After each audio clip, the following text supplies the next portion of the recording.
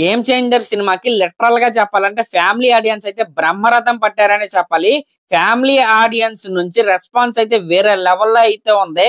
దీని ద్వారా మరొకసారి ప్రూవ్ అయింది ఏంటయ్యా అంటే ఫ్యామిలీ ఆడియన్స్ లో మన రామ్ చరణ్ గారి యాక్సెప్టెన్స్ ఏ రేంజ్ లో ఉంటదని గేమ్ చేంజర్ సినిమా అయితే చూపిస్తుంది. నిజంగా ఇదైతే నెక్స్ట్ లెవెల్ అన్నమాట. ఇంకా అప్పన్న క్యారెక్టర్ కి వస్తున్న రెస్పాన్స్ కావచ్చు, ఇంకా అందరూ ఎక్కువగా మాట్లాడుకుంటున్న విషయం ఏంటయ్యా అంటే ఒక ఐఏఎస్ ఆఫీసర్ కి ఇన్ని పవర్స్ ఉంటాయా, ఒక ఐఏఎస్ ఆఫీసర్ తలుచుకుంటే ఇన్ని చేయగలడా అనేది జనాలందరికీ ఈ సినిమా ద్వారా అయితే తెలిసిందనమాట.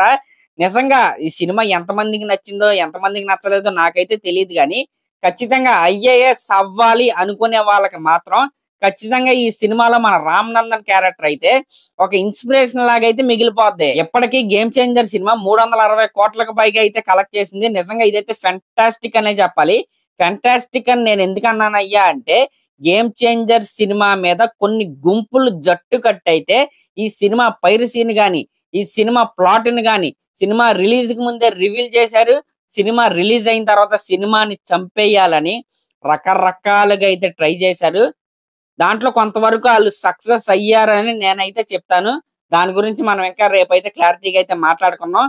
అయినా సరే రామ్ చరణ్ గారి స్టార్ పవర్ కి, రామ్ చరణ్ గారికి ఫ్యామిలీ ఆడియన్స్ లో ఉన్న యాక్సెప్టెన్స్ కి ఈ రోజున గేమ్ చేంజర్ సినిమాకి అయితే మనం ఈ రేంజ్ అయిన కలెక్షన్స్ అయితే మనం అయితే చూస్తున్నాం. ఇంకా నానా హైరానా సాంగ్ అయితే యాడ్ చేశారు కదా, నిజంగా స్క్రీన్ మీద ఆ సాంగ్ ని చూస్తుంటే నిజంగా అసలు నెక్స్ట్ లెవెల్లో ఉంది.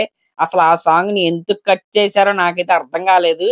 మరి అసలు అంటే ఫైనల్ కాపీలో అలాంటి మెయిన్ సాంగ్ ని ఎలా ఉంచకుండా వీళ్ళు ఎలా తీసేశారో, మళ్ళీ ఇప్పుడు ఎందుకు కలిపారో మరి వాళ్ళకే తెలియాలి. సరే, ఆ సాంగ్ అయితే రెస్పాన్స్ అయితే బాగుంది. ఇంకా సెకండ్ హాఫ్ లో కొన్ని సీన్లు అయితే ట్రిమ్ అయితే చేశారు. ఓకే, ఓవరాల్ గా ఓకే. ఇంకా ఈ సినిమా గురించి చాలా విషయాలు అయితే మాట్లాడుకోవాలి.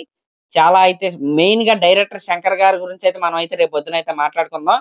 సరే, మరి ఇంకా రేపటి నుంచి మళ్ళీ డైలీ వీడియోస్ అయితే వస్తూనే ఉంటాయి. అన్ని అప్డేట్స్ అప్ టు డేట్ అయితే ఛానల్ అయితే ఉంటాయి.